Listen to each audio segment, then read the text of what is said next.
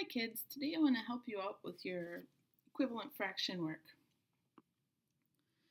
So let me get myself set up here. This is actually take two because the last time I tried to record it, I recorded my face instead of the paper, even though that's not what I saw. So here we go, trying this again.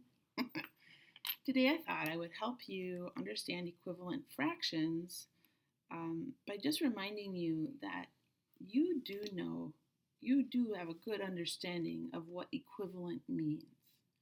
Sometimes when you're learning new things, it starts to feel overwhelming, and I just want to remind you that equivalent is a big fancy word that just means that two things can have the same value even though they look different. Like you know that this dollar is worth $1, but you also know that 4/4 is worth $1.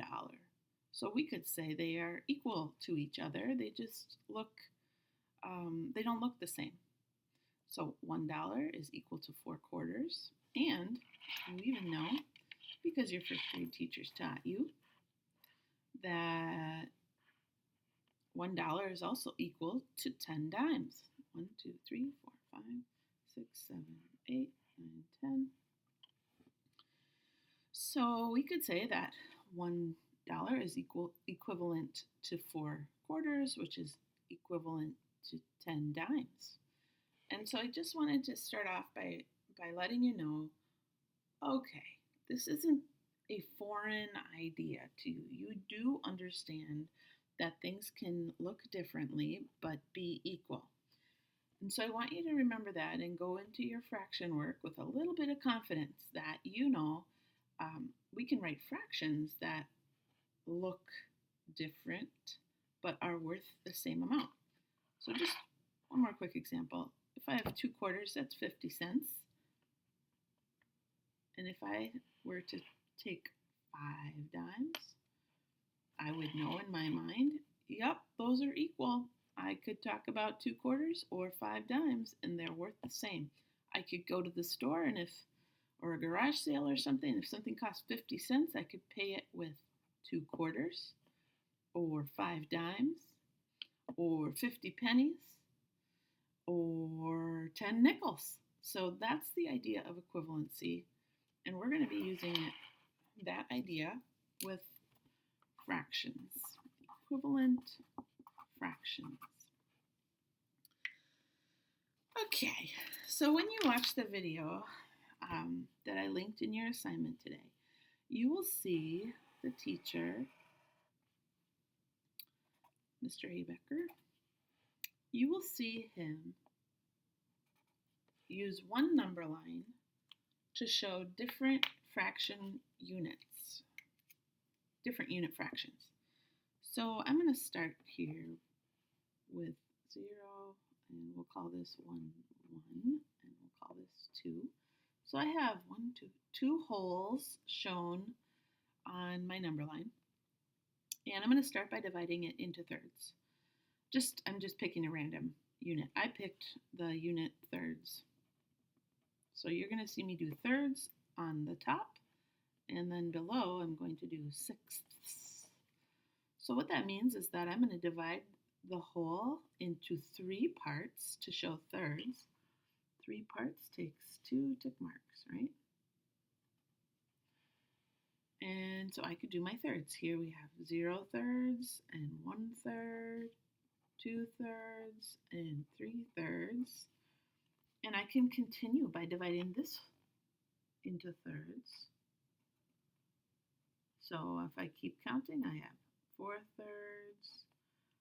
Here's another one. And finally, I have this one.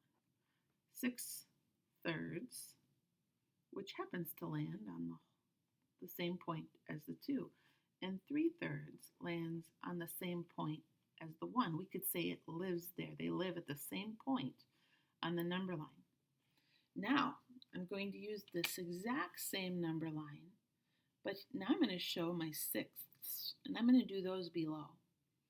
So if I wanted to show sixths, don't get overwhelmed by seeing so much. just think to yourself, can I show sixths from 0 to 1? Well, yeah, I can. I know I need to have 6 tick marks. Well, that's not true. 6 jumps from 0 to 1 if I want to show sixths. Well, if I have thirds already, I just need to double my thirds. So I'll split my thirds in half. And now I have sixths shown. So let's just test it and make sure by showing the jumps on the line. So I need 6 jumps for sixths. Jump 1, jump 2, jump 3, jump 4, jump 5, jump 6. Good, so I have 6 jumps. That means I have divided it into sixths, and I can label them. Here's 0 sixths. Here's 1, 2, 3 sixths, 4 sixths, 5 sixths, and 6 sixths. I have to move it down a little bit because I have a whole 1 written there. I'll just put a circle so it doesn't get so hard to see. Does that help? And I can actually continue to count my sixths if I divide these thirds up in half. Now I have 6 jumps from 1 to 2. So let's see, let's continue counting. 5, 6, 6, 6, 7 sixths, 8 sixths, 9 sixths, 10 sixths, 11 sixths, and 12 sixths. I'll put it below because that point is kind of crowded. Okay, so I hope this helps you see that one number line can be used to show thirds and sixths or any other unit fraction that we would want to use. I did thirds and sixths, but your assignment will have you do fourths and halves and eighths, and so we can pick all kinds of units to split and break up our number line. Now, the big question, where do we see equivalent fractions? We see equivalent fractions where 2 fractions live at the same point on the number line. So I'm going to look for a few that I can see. I can see that 1/3 and 2/6, they live at the same point. So we could say 1/3 is equivalent to 2/6. And here's another one. 2/3, the 2/3 mark is equivalent to 4/6. And here we have a lot of things on one point on the number line. I see, oh, I'll put it down here, that's fine. The 1 whole point is equal to 3/3, and that also equals 6/6. So those all are equivalent to 1 whole. And let's just jump down here to the 2. 2 on the number line is equivalent to 6/3, and that's equivalent to 12/6. See how they all live on the same point on the number line? So this is equivalent fractions explained again, and maybe it's a different way, maybe it helps, I don't know. But one way or another, we want you to understand this big idea that they look different, but they have the same value. That is equivalency, just like your dollar. Your dollar looks different. It looks differently than 4/4, but they're worth the same amount. 2/3 looks different than 4/6, for example, but your number line work shows you that they are actually equal. They are equal. Boys and girls, your parents might have learned some tricks for figuring out what number goes or how to build an equivalent fraction, but this week we need you to be learning how to build your own number line so that you can see the value You can see it yourself. You thought it through yourself.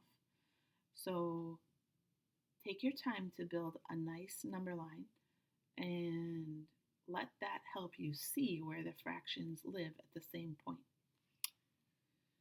The last thing I wanted to talk about today is your application problem on page 125. So really quickly, I wanted to go through this because it is a change in pace, and I wanted to make sure you understood what makes this one kind of weird. In your story problem today, it's not just straight up numbers like what you just saw me do on my paper. It's a story. And the runner, Dorothea, is running a race. Well, the whole race is 2 miles long. So she starts at 0 and the whole thing is 2 miles. I'll even write miles there because this is a story problem. So this is like the starting line. On your mark, it's set, go. And she runs her race. It's 2 miles long. This application problem is different because in this story, the whole is 2. This is a big deal. The whole is 2. For our math that I was showing you a moment ago, the whole, well, we had 2 wholes shown, but the whole was 1. And that's really typical that we just talk about the whole being 1, the number 1. I mean, even in our dollar example, the whole was 1. It was 1 whole dollar. But in your story problem today, the whole race is 2. So that changes things. Like if she thought about the halfway point for her race in our story problem, you might say, oh, we could write a half here because it's the halfway mark. And that would be true. But in this example, since it's a story about a real thing, the halfway point is actually the 1 mile mark.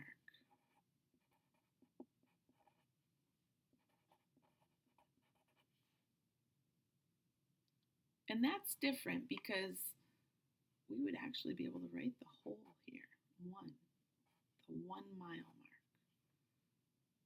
And yeah, that's half the race. Normally you won't see me say that 1 is worth a half. But in a 2 mile race, the 1 mile mark is halfway through it. So I'll let you finish your application problem. I've only done some of the work for you, but they're going to ask you to add some stopping points or some markers, some places where she wanted to know how far have I run now. But before you could do that, I wanted you to see that her whole is 2, not 1. She didn't just run 1 mile, she ran 2. Okay, so I hope that helps you. Have fun today and be sure to let me know if you have any questions in math.